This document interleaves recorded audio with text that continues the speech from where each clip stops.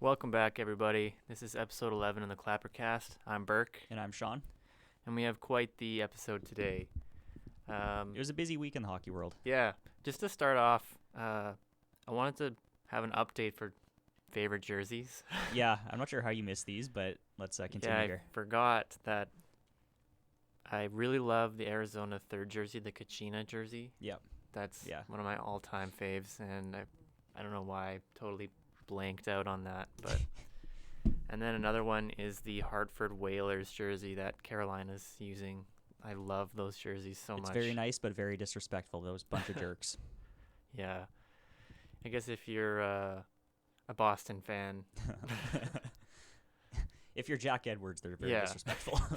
very disrespectful, especially Dougie Hamilton. Yeah. Just the scum of the earth. Yep. But, The leader of the bunch of jerks. yeah, now that we got that out of the way, maybe we can talk about Eugene Melnyk and some of his comments that Oh. he made. Melnyk's meltdown. So, if you're unaware, he was on a radio station. What one was it even? Something in Ottawa.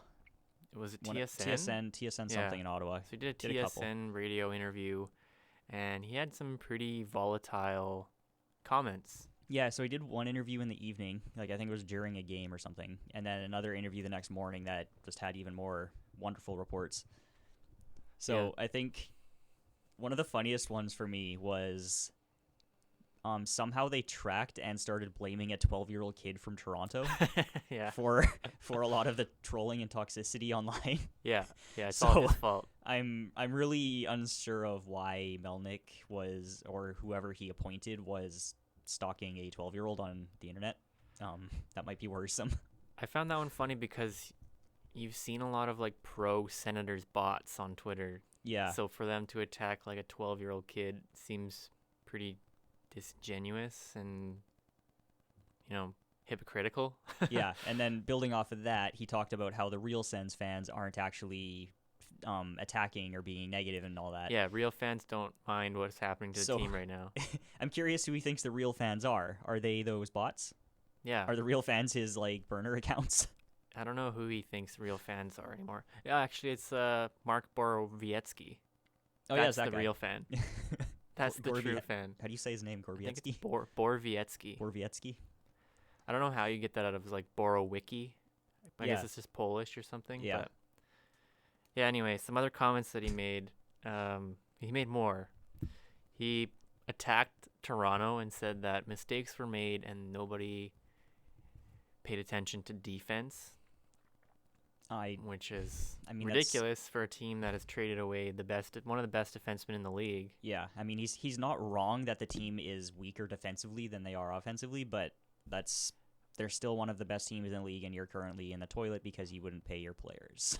It seems interesting that Toronto came up in this interview. I'm not sure how it did, if it was brought up by the interviewer or Melnyk, but it seems like it's deflection Very. and to try and it's like whataboutism, right? Like, Yeah. oh, well, Ottawa's a shit show, but what about Toronto? They don't have defense. They're also just sitting in third and Yeah, that's the that's a very East. good point. That he won't, maybe he's just deflecting criticism of his own organization onto something trivial of another. Yeah. Well, they suck And too. certain members of Toronto Maple Leafs organization were asked about these comments. I think it was Morgan Riley, maybe. Yeah, he was. And I can't remember if it was him or somebody else, but they said, like, we have a great owner. How about that? That's all Yeah. I'm going to say or something. And it's like, Just a very, very to the point, blunt, shut up answer. yeah. Yeah. Some other comments that he made a comment about Mark Stone, which was very Yeah, juicy. he said he's too old for a long-term contract, And he's 26 right now. which is exactly the age that everybody signs long-term contracts at. Which is why he signed a contract or agreed to sign a contract within 15 minutes of going to Vegas. Yeah. So Melnyk, I don't know what that's about. That's exactly when a lot of good players end up in their beginning their UFA careers. yeah, so and you that's only exactly sign when- rookies to Yeah. long-term contracts? Like, That what doesn't- the fuck? That just doesn't make any sense to me. Yeah. I feel like that's another just deflection answer where he's just like, oh, well, Yeah. he's too old. And then Not actually addressing the issue. it's But so dumb. Like, yeah, it's just responding to criticism in the most juvenile way. yeah, well, we had our own reasons for not wanting to sign Yeah. him, Oh, even he's though he too was the old. future of our franchise and the captain. And, he was somebody who inspired our rookies to be better and who actually lived with our rookie, Yeah. Brady Tkachuk. And, Big Walt said that he wanted Stone to be signed. Which, And like, that's huge when you've got a former player it's an who's important piece of the team, but he's too old at 26. Which, I mean, Okay, okay, Melnyk, maybe you're too old to be involved in the Senators. maybe. Get out. Like, 26, so he signs an 8-year deal, which 8-year, $9.5 million, that's probably pretty fair for a player of his caliber. Yeah. And he'll be 34 when it's done, maybe 35 if he turns 27. Yeah, so you might have, before like, that. maybe 1 or 2 seasons of a bit less production or something. Maybe, but and I'm never know. also even hesitant on that because, like, Stone's not... He's not like he doesn't shy away from physicality, but he's not like a hugely power forward physical type, Yeah. which, like, those are the types of players that tend to drop off really quickly. Yeah, and I mean, this is a time where you have to offer players that long-term contract to secure them. Yeah. Because it's just somebody else will. That's just that the is way the the league market. is right now. Yeah, it's I think it's definitely a player's market, because there's so many teams out there willing to pay. Yep. So. Exactly. And then the one last comment that I remember is he said about the LeBreton Flats deal that fell through that the mayor of Ottawa is lucky that Melnyk isn't talking about what it was like to deal with him, because the mayor of Ottawa had publicly stated that Melnyk was really hard to deal with. Yeah, so to be honest, based off of what we know about Melnyk and this whole situation on his end and how he's treating a Senators organization, I have to find myself siding with the mayor of Ottawa. That Melnyk is probably the difficult one to deal with, and Melnyk's probably just like the type of person that would walk everywhere, think everyone's being a dick to him, but he never stops to look for the shit on the bottom of his shoe. Yeah. And, when that whole thing was going on, I didn't really follow it that closely, but I remember hearing things of, like, he would come in, like, very close to the deadline all the time when they set, like, deadline parameters of, like, we need your offer by this time or something. He would be, like, last minute all the time. Right, so a whole bunch of, like, how to win a negotiation 101 textbook he's like stuff. Trump, basically, right? Yeah. I saw some comments online, and it was like, have you ever seen Trump and Melnyk in the same room? Ooh. No. Juicy. Confirmed they're the same person. Very juicy. Not saying he's as bad as Trump, but the tactics. I mean, the tactics are definitely there to deflect. Nothing's my fault. Yeah. So yeah, I have to agree with you and side with the mayor on that one. I don't have enough evidence to the contrary to Yeah, I mean, to think that Melnyk's probably telling just the going truth. off of the evidence of everything else that's gone on with that organization and the people that Melnyk has surrounded himself with, and the people and the good people who have been a part of that organization leaving on and saying like that's why, basically. Exactly. Yeah, so let's maybe jump off of Melnyk to actually, another. Oh, you have more? Yeah, there were two comments that I wanted to address too. So the first one was that he called Ian Mendez, highly respected reporter. Just called him trash, basically. Yeah. Which, like, this is I don't even understand what the point of that was. That he's somehow thinking that him and his organization are above criticism, which I don't even know if Mendez would criticize the team like that, like a fan would. I think Mendez was criticizing the team about maybe going in the wrong direction or something. I'm not 100% sure, but okay. Melnyk was definitely responding to something Mendez said, criticizing the team. Okay. So again, he's trying to discredit him. Yeah, so he's saying his opinion's not valid. Which, I mean, he's a media personality, highly respected. He's done good work. Like, he's had a good relationship with but he's the not team a in the shill. past. Yeah. So he's not a burner get the account. fuck out of here. Yeah. Basically, yeah, he's not a burner account, so he sucks. But the thing I like to see is that Mendez didn't take it, like, negatively. He didn't go back and attack Melnyk because I can't remember. It was like a family member of Mendez's was in the hospital or something. Oh, I saw And this. he posted a picture on Twitter of, like, this gift or card, get well soon card from Melnyk. and the team. Yeah, I think it was when his daughter was sick or something. Yeah. Melnyk sent them a basket full of Sen stuff and a card and whatnot Yeah. a few years ago. So he's taken the high road and saying like he's not that bad of a guy. Yeah, I think he was saying like I like to see the good in people at all times or something. Which, so yeah, that was good on him for taking the high road on that. And then in the TSN panel, I'm assuming intermission panel, right after that, James Duthie came out and said, I don't know why he said that. Mendez is awesome, basically. yeah. And the other comment was Melnyk saying that Dorian and his team have 6 months to get their shit together, basically. Yeah. yeah. It's their fault. I'm dumbfounded by that. So when does even 6 months take us to? That's what's it, March? So that's April, May, June, September? July, August. Yeah, September, so training camp basically. Okay. What do you expect a team to do in one off season with nothing? Yeah, with no assets to trade or anything. Like he's now shifting the blame off of himself, off of. You better draft players who can play immediately in the NHL. Yes. That second rounder better make the team immediately. You know that pick that we lost to Colorado? That better be a good pick. Oh, burn. Yeah. Fucking I don't know what he expects them to do. Yeah, I mean Dorian, he's doing the best he can with what he's. I guess just dealing continue to be a team and a skating team. Maybe by the beginning of the season they become a skilled skating team. Maybe they'll be able to score. Maybe, just maybe. Yeah. So, okay. So now I wanted to jump on to some other comments made in the league attacking a player.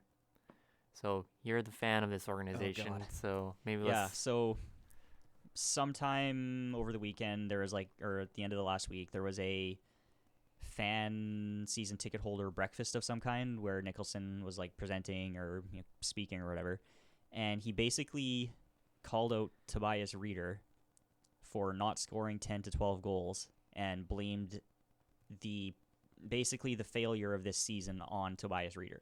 So what is Nicholson for the Oilers? He's like the VP or president of operations or something. He's some position that's like above the president of hockey ops. Okay. So he's an exec. Yeah, he's some sort of executive. I don't know his exact title. So telling fans that it's all one player's fault that we're not a playoff team. Yeah. Because he didn't score. And I mean, he's not wrong. Rieder still somehow has no goals on the season, but he's not been playing terribly. He wasn't brought in to score, and there's 18 other players on the team that aren't scoring. Yeah, he's not the main problem. Yeah. The main problem is that we've got third and fourth liners playing first and second line minutes all the time. Of course they're not going to score. If Rieder had scored goals, it would have been what, 6? If that. Something like that. I think his career is around 10 to 15. So how many more games do you win with that? 2? Based off of how many? 3? Based off of their goal differential being negative 30 something, it's 35 or something, and the amount of times they've lost by 3-4 goals, it's not going to do anything. You might win one more game if he happens to score a goal early. What if he scored them all in one game? Well, then you win one more game. Yeah, perfect. So there you go. Then you make playoffs. Yeah, and then one game. Yeah, and then we have a really awesome game to remember, just like Sam Gagne's 8 points. Yeah, and now he's back, so we can do it again. We've been hoping. Yeah. But so those comments to me, I can't believe that someone in a position of power like him, who's as experienced, respected, and highly regarded in hockey in Canada, would publicly say that about a player. Yeah, why would you call it one guy? That's so unprofessional, disrespectful, and uncalled for. And it's really damaging to the team's reputation. I mean, maybe he's trying to follow in the steps of Dallas. Oh yeah. But even Dallas, they called out the star players, not just one they're in Dallas. Depth line. Yeah, haha, haha, haha. So, I mean, what are you doing except for damaging your reputation for signing depth forwards when you already have a problem with depth forwards? Yeah. Like, what's the thought process there? I know it's probably just like a comment that he made, like, Well, it was like slip of the tongue maybe, but yeah, it seemed like it was like a casual like breakfast gathering of ticket holders and fans. still though, I mean, in that But position, you have to know every comment you make about the team is public record. exactly, and that's what happened because that meeting happened, and then within an hour, someone posted on Twitter like, "This happened. This is pretty concerning. What the fuck? Like, what's going on here?" And then Reader came out and said like it's disrespectful, disappointing. Actually, I think his agent came out first. Yeah, and his said agent that. did first. And then Reader made some sort of comment. Yeah, and the next day after practice, he was kind of asked about it and said, "Well, I'm offended. It's disrespectful. Like, yeah, he said I'm not having a great season, but that's not the type of shitty, thing." basically. And Like, then he also said that like the players all think it was shitty and they all have his back, which was cool to see. yeah, which is good that it might help smooth things over. That at least the players got your back. But I mean, he's gone. I mean, not that you would want to re-sign him after the season he's had anyway, but you could get him for pretty cheap. Yeah, But exactly. he's gone. But like I said before, you have a problem signing these depth guys, but how is this going to help? If they have a bad season in Edmonton, you're just going to publicly shame them Yeah, and hurt exactly. their value more? And Like, what the fuck is that trying to do? it's so bad. And basically following this, there has been a rumor that Cates is kind of pissed about that whole situation, As he should be. as he should be, yeah. And like he doesn't want to be a hands-on owner like that, but he's now looking to separate Nicholson from hockey operations to push him Right. into the business side with the brand and the business whatever, and hire a separate president of hockey operations who will hire the GM who isn't the same person. So before, Chiarelli was both the president of hockey operations and GM, Right. and he wants to do similar to what Toronto does, where they've got their president of hockey ops, like I think it's Shanahan, yeah. who then has hired the GMs. Right. So they want to do that and push Nicholson out of hockey. Which would make sense because it doesn't seem like he's got the gift of the gab and he's not good with people. Not in that way. Um, And I mean, coming from like an HR background myself, you have to be really careful with what you say, and speaking negatively about someone, especially without them present and publicly, yeah, isn't going to do anything good it's for like- anybody. no. And now Like- what's how many other players are sitting there thinking, "Am I next?" Like Yeah, I who mean, else you is don't on want to edge have now? people. You obviously want players to not like having a poor season, but That's a private conversation. psychologically, you can't ram it down their throat. Yeah. So like first off, the player knows they're not having a great year. Yeah. Like they're going to be fully aware of that on their own. And secondly, that's a private conversation with a coach who's going to help them work through it. Yeah, Not- that's performance management. You don't need to publicize everything like that. Like, it's Yeah. obvious he's not having a good year. It's definitely not his fault alone no. that they're not in playoffs or going to be in playoffs. But, basic performance management, like you said, you have those conversations with that person about their performance and say, hey, maybe we need to tailor our expectations of what we wanted out of you. Yeah. Maybe you'd fit better in a different role. Or, he's already in a depth forward, so Well, the problem is too, he's a depth forward. He should be playing third and fourth line, but for a good chunk of the season, he's playing second line with Draisaitl. yeah. So again, for lack of a better term, you can't paint a turd gold. And I'm Yeah. not calling Reader a turd. It's just It's just it's like an analogy. he doesn't have that skill set. Yeah. So why would you put him in that situation and expect him to have that skill set? Yeah, and this is one of Chiarelli's biggest failures, which he is more to blame than Reader for the season, because Chiarelli had this weird tendency to take a player who's never performed above like a third, fourth depth forward role and expect them to put up first line production just because they're playing on the first line. Yeah. That he way overvalues potential that someone might do something like that. Mm-hmm. Yeah, there's a difference between seeing potential and it actually being there. Yeah. And, I mean, Reader has definitely shown he can score. He has scored in the NHL. Yeah. I mean, he scored those 2 shorthanded goals in the same penalty against Yeah, the he's Oilers a got- few years ago. Yeah. So, We're well aware of that. I mean, anybody in the NHL can score. Even Brooks Orpik has scored. Exactly. It's not very common, but again, they're not on the team to score. Yeah.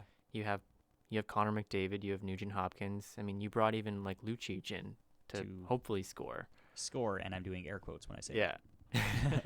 If this was a visual podcast, you would see me doing air quotes. Yeah.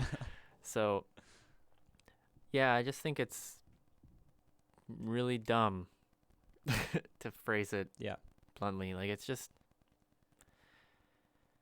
It's basically... It's a competition between Edmonton and Ottawa for biggest tire fire in the league.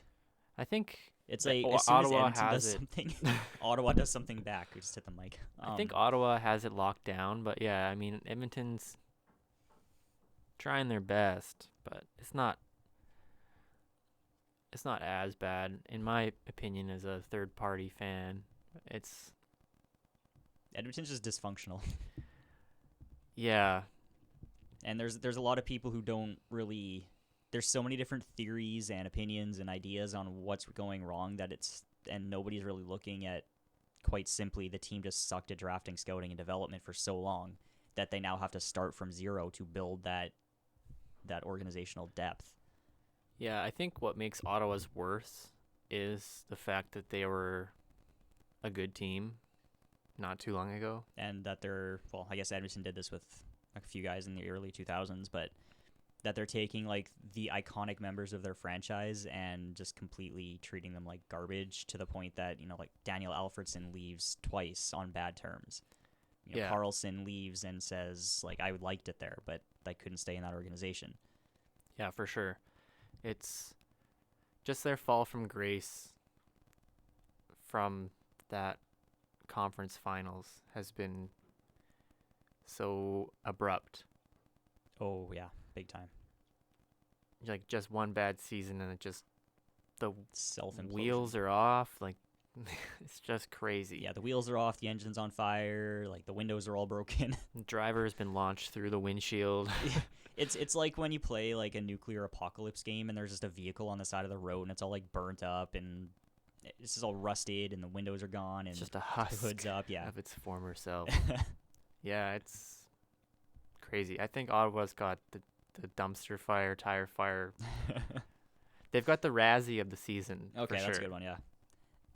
And hopefully they accept the award. But you never know. I don't know, Melnyk will probably just try to deflect it onto Toronto or something. Yeah. Or the 12-year-old. Yeah, so maybe let's move on. Segue into Toronto? Yeah.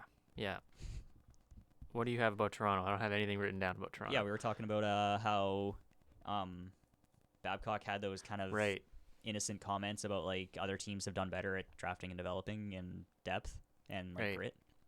And then everybody in the media and fans took that as, is this a shot at Tavares? Yeah. Is this a shot at Tavares / Dubas? Yeah. And this apparently was enough for Babcock to have to like talk to Dubas and apologize and like clear the air with him, which makes absolutely no sense to me. Yeah, I apologize. My comments were misconstrued by the media. Sorry, boss. Yeah. Which makes no sense. Like, he's not wrong in what he said, that Toronto, they kind of did the same thing that Edmonton did, where their rebuild got like a massive jump start at the beginning. So they didn't have those couple of years of prospects, drafting and developing just a whole bunch of prospects. They kind of got started with a high pick, and then that rapid fired them through it. So yeah, they don't have the depth, and they're not built to be like a gritty team. They're built to be a high-powered scoring team. Yeah, I think if you're looking at the team, or the term depth, if you're looking at the term depth as in, do we have a lot of players who can replace our top line talent? Yes, you do. You have players who can be offensive and score on all four lines. But if you look at depth, like you just said, a playoff gritty team, do they have depth? Not anymore. To be determined. I don't think that, like I said, Ennis as a checking forward, I don't think that's going to work. Yeah, he can be gritty, but he's not going to be effective in that role. He's more of like a two-way speedy. That guy's going to get bounced around in playoffs, right? Like, yeah. You play him against Zdeno Chara, Like, what's he gonna do? I'm just picturing what I think that was that picture between him and Chara that showed like the tallest and shortest in the league, right? Might have been Gerby or something. Maybe it was Gerby, yeah. I don't know if Gerby's still in the league, but think I don't know. It's just, I mean, we were talking before we started that Babcock in Detroit, he always had those guys on the third and fourth line that could eat up the clock for him and, get physical and get the energy going. Mm-hmm. And in Toronto, he's got a highly skilled team, and you see a lot of Toronto fans criticizing Babcock about his player usage and how he's, utilizing everybody in a way that they don't think is the right way. Yeah.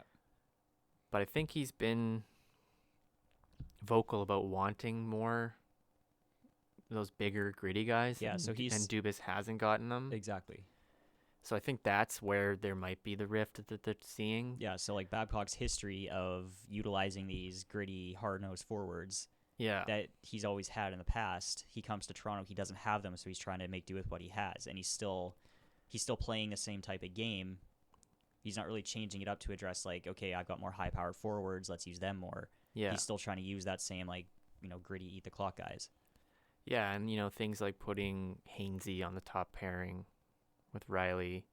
And then I think Babcock also made a comment when Dubas got Muzzin.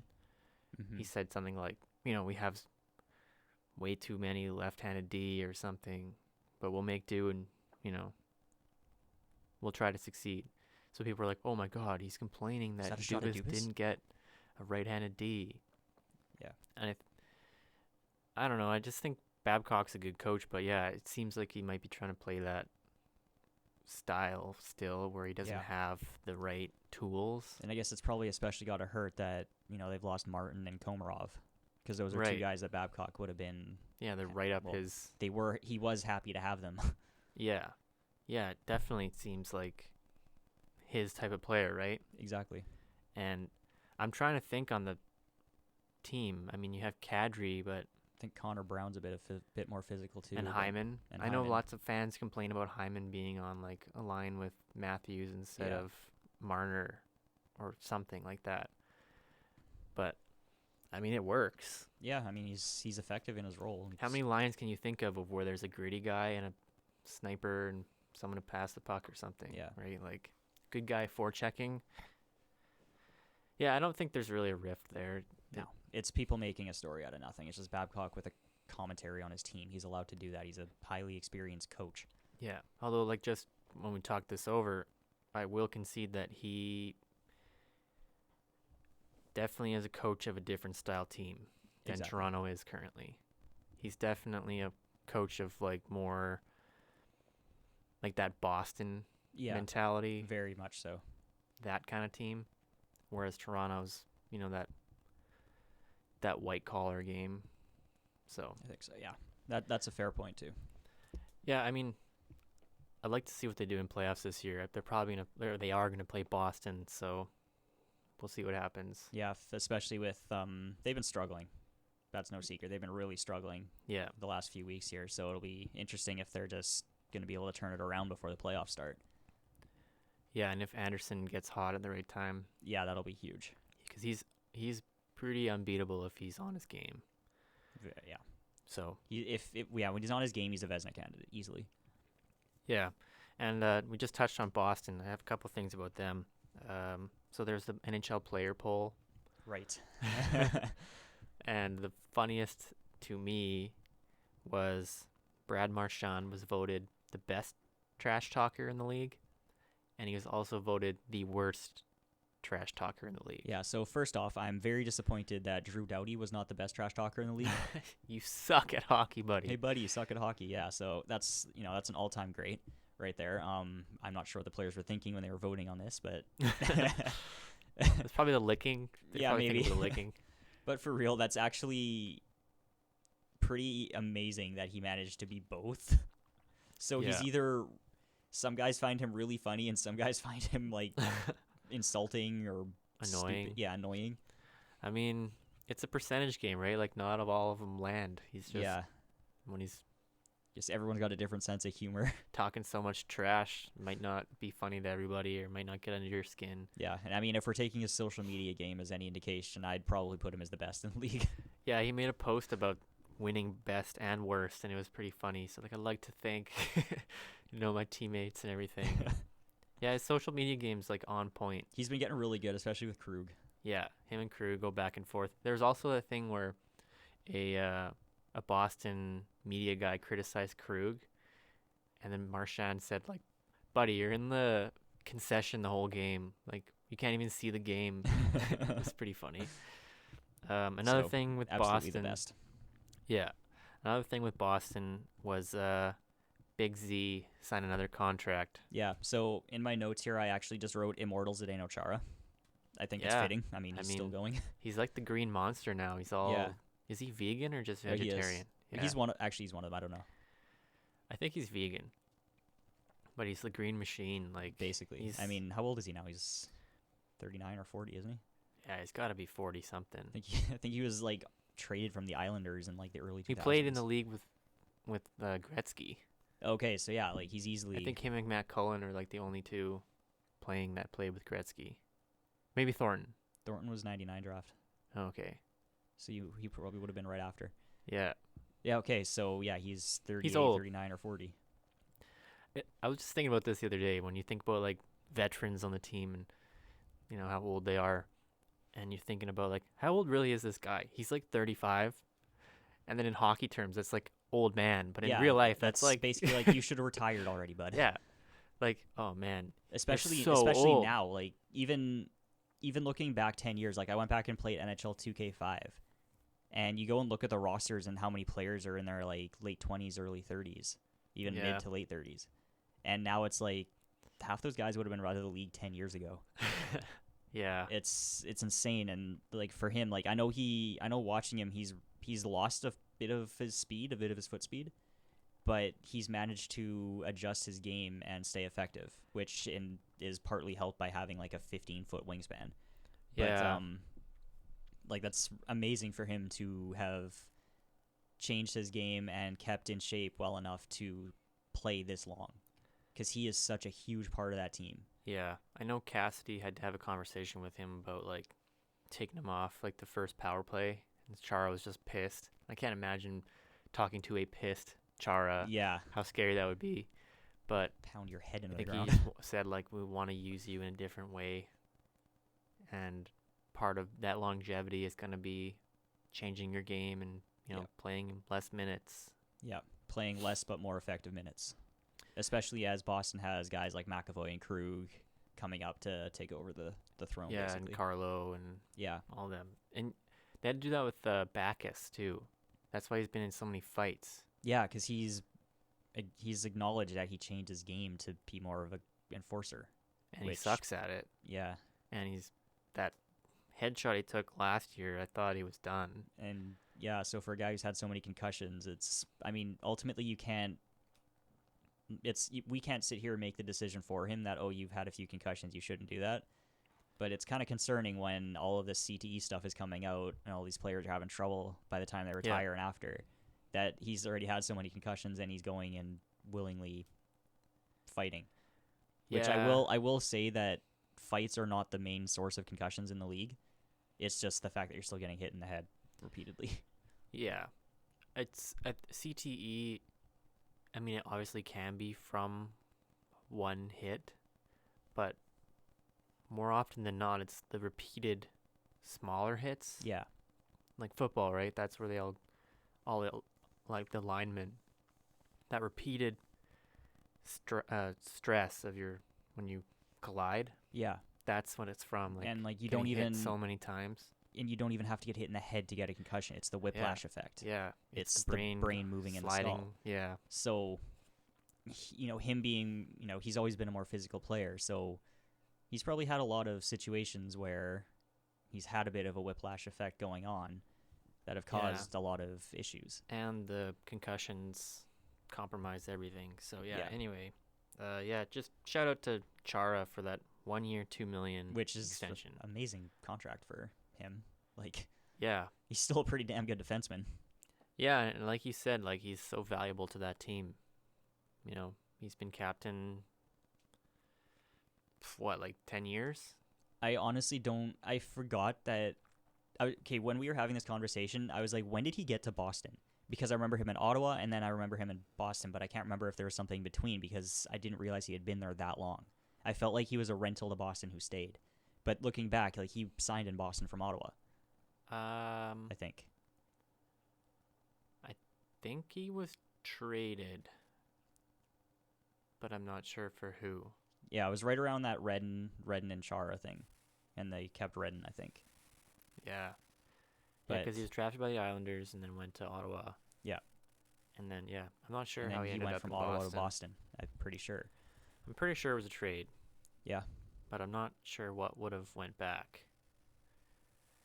I don't know. But yeah, he's been there for we only have a computer time. beside us, but we won't look at right now. Yeah, that's too much work. That's typing. Yeah. But I mean, he's been there for so long, and they've got these, like we said, they've got these 3 young defensemen right there that are playing under one of the best of the generation. Yeah. Yeah. So that's going to be a huge bonus for the team moving forward to have Chara there for those guys. Yeah, he's a giant piece of that team, both literally and figuratively. Yes. He's huge. So yeah, and Boston's just firing on all cylinders still going into playoffs. Oh yeah. And it seems that they keep winning, but they can't catch Tampa. Oh, you cannot catch Tampa. Tampa clinched the President's Trophy. Yeah, so they did that. Was that the fastest since the 95-96 Red Wings? Probably. I think was the record there. Yeah. Which, I mean, that team was, I think, one of, if not the most points in NHL history. That team was stacked. Yeah. That was the Russian 5, right? I believe so. I think that was the right era. I think that was right when Shanahan got there? Yeah, probably. Fedorov. They already had Fedorov and Yzerman. Larionov? Konstantinov. Yeah. Yeah. Insane. Detroit was so stacked growing up.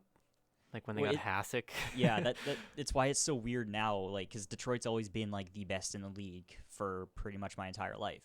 So it's weird now to see them struggling. Like, it's just not something I've ever experienced before. Is Detroit not being the best in the league? I love Detroit, and it's sad that I saw pictures of the Joe Louis getting ready to be destroyed. Iconic. Very sad. Yeah. I wanted to go there before they stopped playing there, but just never got around to it. But I think the Joe Louis was so there was only 2 arenas left without branding. That was the Joe Louis and Madison Square Garden, and now it's just Madison Square Garden, and all the other arenas have some sort of corporate sponsorship. Yeah, some like shitty corporate sponsor name, which changes like every 5 years or whatever whenever the agreement ends. Oh yeah, and it really sucks in Canada because there's basically 2 arenas with every name. Like there's the Bell Center and Bell MTS Center. Rogers Place, Rogers Arena. Rogers is way worse. Rogers is fucking terrible. Because there's the Blue Jays. Yeah. So it's just Rogers across Canada. Yeah, and then Bell in Montreal. And Winnipeg. Yeah. And then Scotiabank, which they used to have Ottawa as well, I think. Was it like Scotiabank something out there, and then it changed to Canadian Tire? I think Ottawa is Canadian Tire, and then Toronto used to be the ACC. It used to be the Air Canada Center, but now it's probably Rogers. I don't remember. I think it's... Oh, shit, I can't remember. I don't know. I just think it's funny that Boston plays at TD Gardens. Yeah. I think Carolina played at RBC for a while. Yeah. I just don't like the corporate sponsorships. I mean, I get that it's a part of the league, but there's just no identity. No. There's no cool identity for the team name. Like, nobody calls them by that. Like, there's always some other name that fans are going to come up with. Even if you do have like a nickname, like eventually it changes. The sponsorship changes, so now you can't call it that. Yeah. Like, how many Toronto fans still call their arena the ACC? Yeah. And like in Vancouver, it's still like GM Place. Yeah. Even though it's Rogers Center or whatever.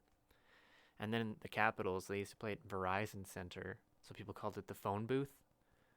Okay, that's pretty funny. But now it's Capital One, which, I mean, To be makes fair, sense. that is a fitting That one. is a really good one. I do enjoy that one, actually. It is really good. It's like the perfect sponsorship, Yes. but you can't call it the phone booth anymore. No. So I think in Edmonton they tried to get like oil drop off the ground at some point because Right. the whole complex is shaped like one or something. oh yeah, Never really stuck. yeah. I guess they need that money. Yeah. This multi-billion-dollar company needs that money. Keep things afloat. Just I like was free honestly money, basically, right? I guess. yeah. I honestly was very upset when I learned that the Oilers' new arena, when it was being built, was going to be called like Rogers Yeah, Place. I was really disappointed too.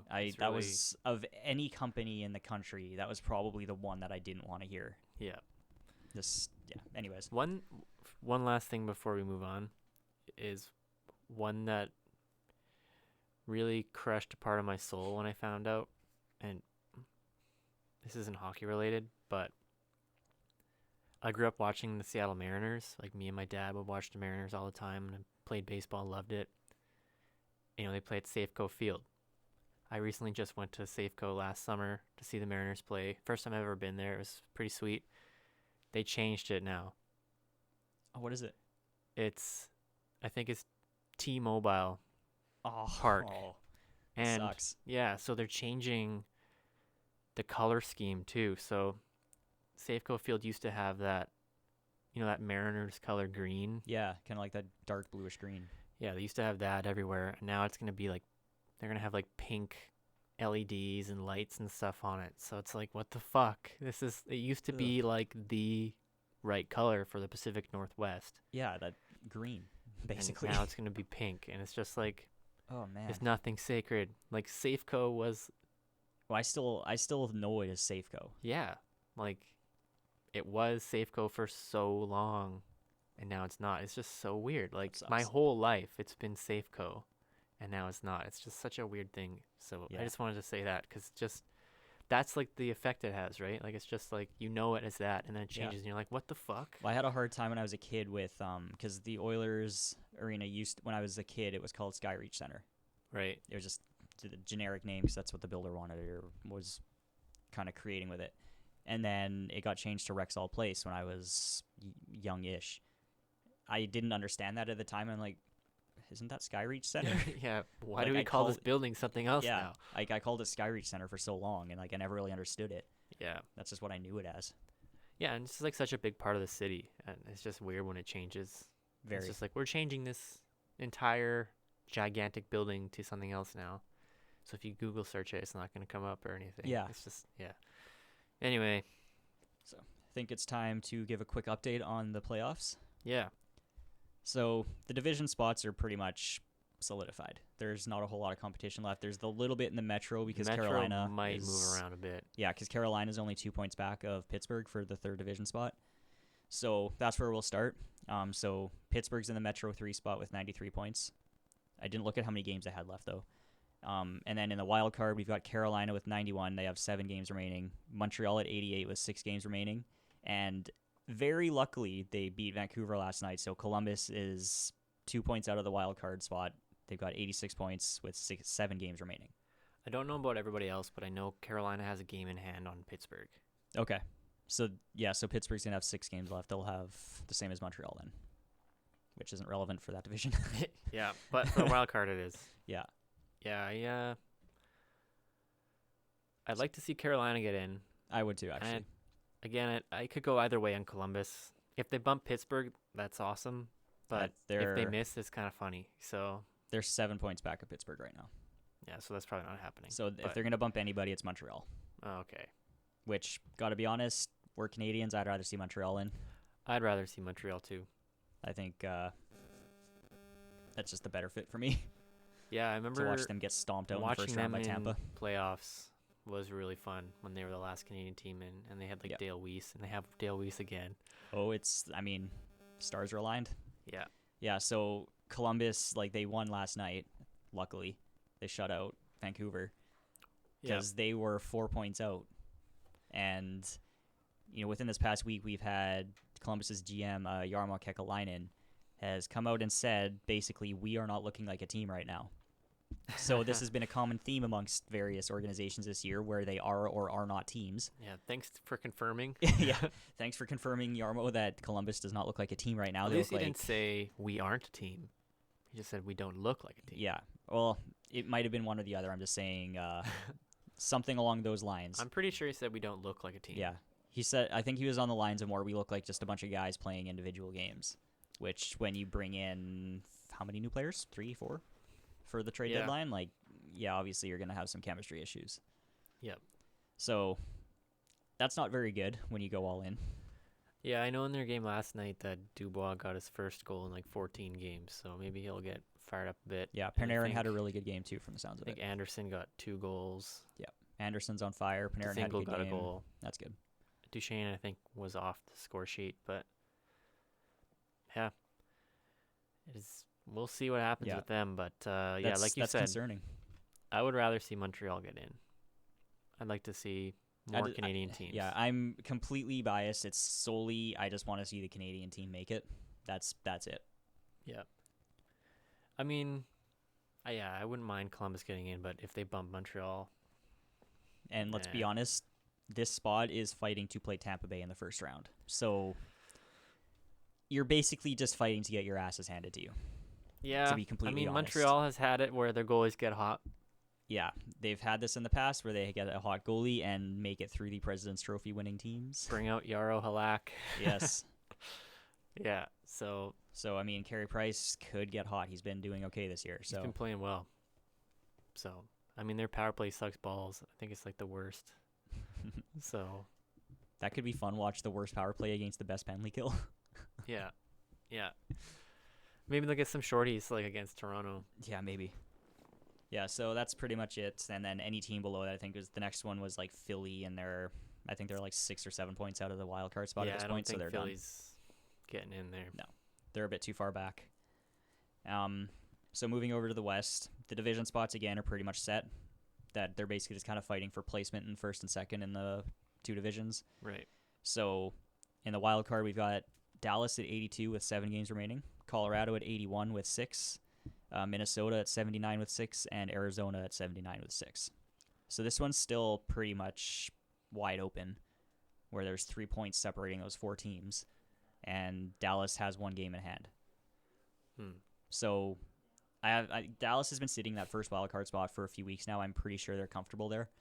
That's probably where they're going to end up, but they've also lost a little bit of ground, I think, to that other spot. I think Colorado's on a bit of a heater. Yeah. Which is pretty impressive considering they're down Landeskog and Rantanen right now. I think Grubauer is just standing on his head. He did just get named 3rd star of the week, so he's been hot. Yeah, Gruby's a good goalie. I miss that guy as their backup. Goalie factory over there in Washington. Yeah, I know 2 of our former goalies over there. I would like to see Colorado and Arizona make it. All those other teams I don't really. I have a lifelong dislike of Dallas just because of the Edmonton Oilers getting beat by them in the first or second round like 6 years in a row or something. Yeah. Or it was like 4 of 6 years when I was a kid they got beat by Dallas. Played them every year. Yeah, I mean, Arizona's a good story. That they're just that hardworking team that's probably going to slip. They're probably going to sneak in just because that seems to be a team doing that per year. Yeah, I'd like to see Arizona get in because they haven't got in since they went to the conference finals. But yeah, I would also like to see a Arizona versus Jets matchup. Ooh, that could happen. It could be like whiteout versus whiteout. I mean, they'd have to get to the first wild card spot, but if they get a few game hot streak, yeah, I would love to see that. That would be battle fun. Of the Jets franchise. Does that count? Like, if they fight each other, does that count as like hitting yourself? Yeah. Yeah, I would love to see that. That would be funny.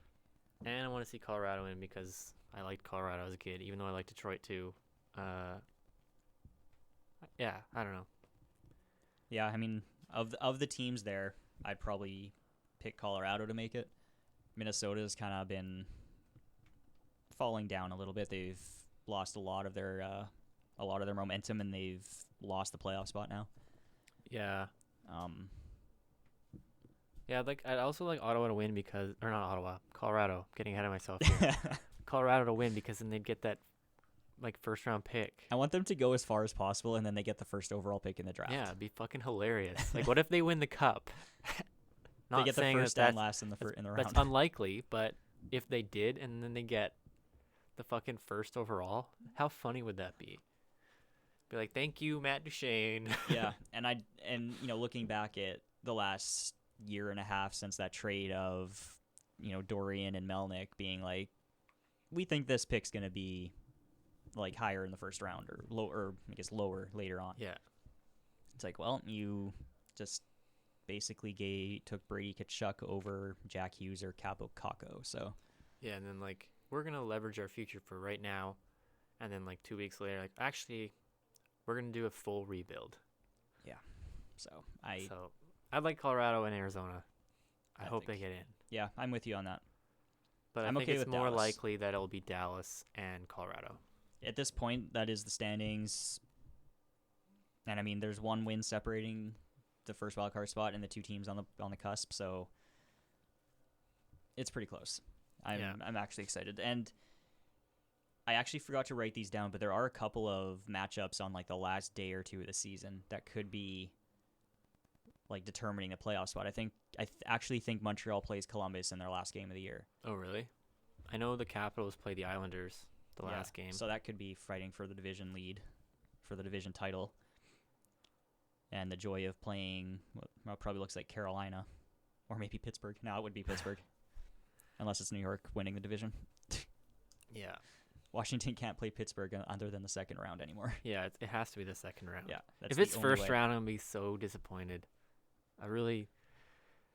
I can't get that emotionally invested in the first round. Like, the Penguins Caps matchup is just so much. It is. It can't be the first round. No. That's always one of the best series of the entire playoffs. You can't have that be the first one. Yeah, it's like our own little Stanley Cup. Basically. So. And I mean, let's be honest, every single time that matchup happens, the winner of that wins the cup. Every time. And this goes back to the Pittsburgh's wins in the 90s. Yeah. We checked. It's every single time. It can't be the first round. Yeah. You can't know who's going to win the cup in first round. Exactly. You got to wait until at least the second or third round. Yeah, so I really hope if we do meet them in second round, just for posterity's sake, just keep the streak going. Yeah. Before we wrap things up, I do want to talk about the Flames. Yeah, so they're sitting scoring numbers. First in the Pacific right now, and they've passed 100 points for the first time since 05-06, which is pretty cool. And also they have 5 players with at least 70 points, which is insane. Yeah, very, very cool. So they have Gaudreau with 92, Lindholm with 77, Tkachuk with 76, Monahan with 76, and Giordano with 70. So Giordano's getting Norris for votes. Norris. Yeah, like for real, he's going to be one of the finalists this year. Yeah, just I off think of points alone. I mean, he's probably going to be there with like Burns and whichever reputation voter, probably Hedman actually. Yeah, Hedman probably. Hedman, Burns, and Giordano. Yeah, I don't think Doughty's in it this year. No, unfortunately, he deserves it. He didn't get it last year, so. Well, I mean, we've seen weirder things with the Norris, so. That's very true. So yeah, the Flames are just on fire. Haha. So, I get it. And I also forgot when we were talking about who's on their team with playoff experience, we forgot James Neal. The real deal? How do we forget him? I don't know how we forgot the real deal because he was hurt, but he came yes. back. And did you see the picture they used on NHL.com? Yeah, that was a really good one. He's got no fucking teeth. He's like an old man. Yeah, he returns. Like, hey guys. He likes soup now. So he's someone with a fuck ton of experience because he's gone to the finals how many times now? 87. Yeah. Somewhere Sidney Crosby's smiling. Yeah. So, yeah, he's gone to the finals 2 years in a row. Basically. So. Oh, yeah, because he was in Vegas, too. Yeah. I just had Nashville and Pittsburgh in my mind. Yeah, so he's been all the way, basically. So Well, that'd gonna be be 3 huge straight for that years. team. Because wasn't he in Nashville, then Pittsburgh? He didn't. I In don't think he Vegas? won the cup in Pittsburgh. Oh. Oh, he was there before. Yeah, Okay. Just getting my Yeah. James Neal team straightened up here. he was on Nashville for a couple of years, Right. 2 or 3. But yeah, so he's huge. So I think he's coming back. He hasn't had the greatest year, but in playoffs, Even if he he'll doesn't be do huge. anything, he's still experience. Yeah. And whether or not it plays a role on the ice, it's huge in the dressing room. This is going to be the Flames. This is the first time they're going to be an actual contender because they've made the playoffs with this team, with most of this team, but they never really did much. They were kind of a wild card. They got swept in the first round. Like, Yeah. they didn't do too much with it. So this is going to be the first time that core is going anywhere. Yeah, they have a legitimate chance. Yeah, to and win. I mean, looking at their core players that you just named, they're all their scorers there. Yeah. None of those guys have experience, really.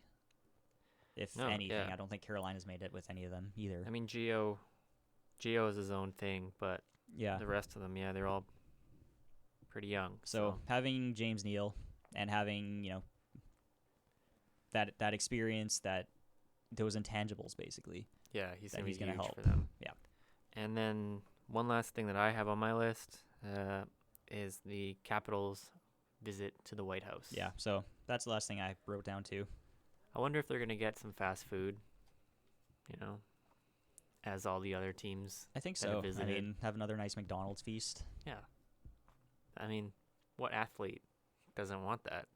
All the team's nutritionists are just having like a massive heart attack right now, thinking about how to overcome this. Yeah.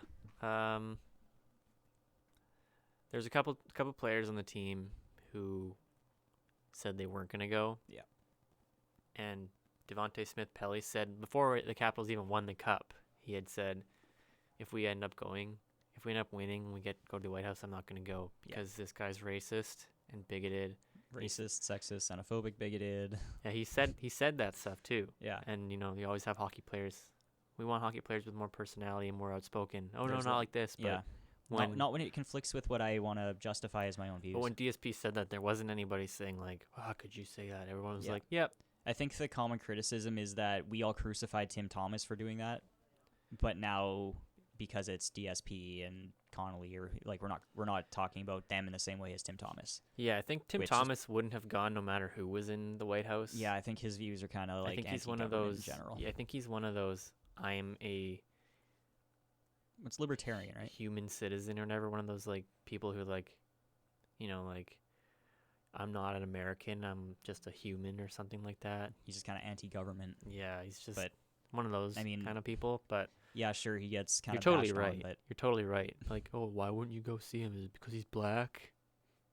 No, he's just a weirdo who doesn't want to go. yeah. And I mean, with this visit too, like, I'm pretty sure a lot of the players are just going for a tour of the White House because the visit got altered. Like, there's no press, there's no public ceremony, there's no interviews, like, there's nothing. Yeah, it's not the completely big private. photo with the cup and the president saying stuff. Like, you won't have Yeah. Obama cracking jokes about Phil Kessel. It's Yeah. like, it's not gonna be like that. It's private. And I'm pretty sure it's just a tour. Yeah. That's it. So DSP is not gonna go, and he's totally within his rights to do that. Mm-hmm. And Connolly's not going. I think he said some of the things that this guy said are, prejudicial or something like that. He didn't say it's something counter like, to his values. yeah, he said like that goes against my values and that's all I'm gonna say or something like that. He didn't say anything like he's racist or whatever. He just said like, Yeah, I very diplomatic answer. Just yeah, and That's so it. he's not going, and then Braden Holtby is not going either. And Holtby's someone who's always like at LGBTQ events and stuff in DC, and he's very supportive of that community, and he's gone to like pride parades and stuff with his wife. So he's not going, and I saw online people were really like, whew, good. So they were worried he was going to go, and then he was going to be, kind of hypocritical in supporting one thing, but then going Yeah. to someone who's, And that's the thing I don't I don't agree with people saying going to that visit is supporting the Yeah, person. I don't either. I think that's a little bit of an overreach. First of all, I think this visit is a giant joke anyways. I don't see why we're parading around athletes like these national heroes. Yeah. But you're not going to support the president. You're going because your team did that. Your team was invited to tour the White House and meet the president. Yeah, I think it's a little bit of a different thing there. That's people are kind of like mixing over.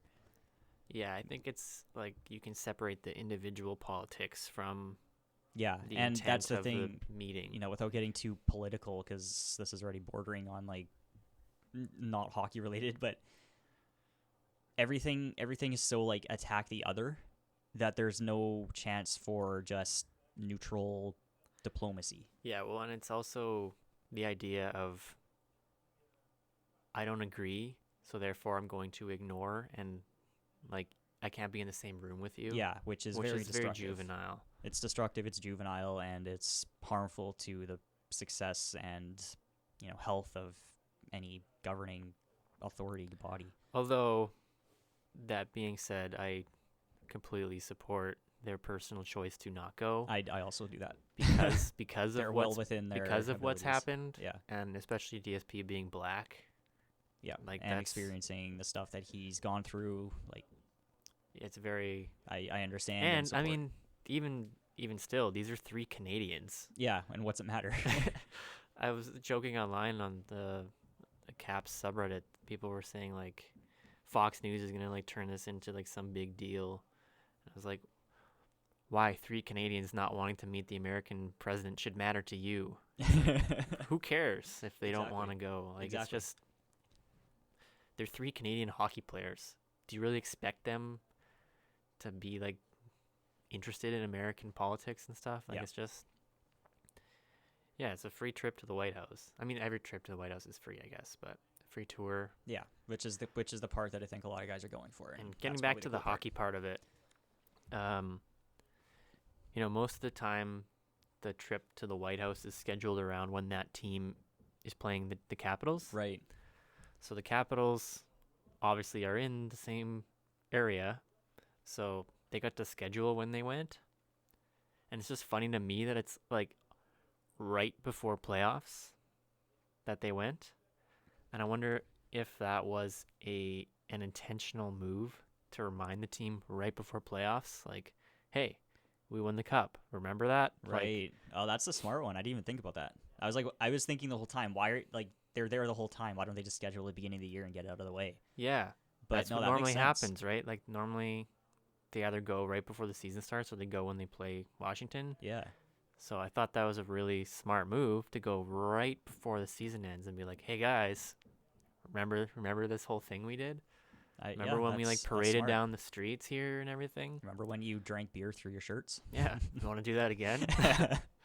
I'm sure Ovi would. Yeah. So, and I was wondering if the cup was going to be there too. So then they actually physically see the cup like right before playoffs. I didn't even think about that. That's actually a really good point. Yeah, I think if the cup is there, it's even more of a shrewd move because it's really smart, I think. Absolutely. Yeah. So, you know, they're first in the division, and it looks like they're probably going to stay there. I hope they stay there. They have some key games coming up, though. Yeah. So they play Carolina twice in a row. That'll have some wild card implications. Yeah. And then they play the Islanders, so yeah, I just think it was a smart move. Even if the cup's not there, it's just a reminder, like, just in the back of the players' heads, like, you got this. Yeah. This you won this. And it was kind of strange. It was so long.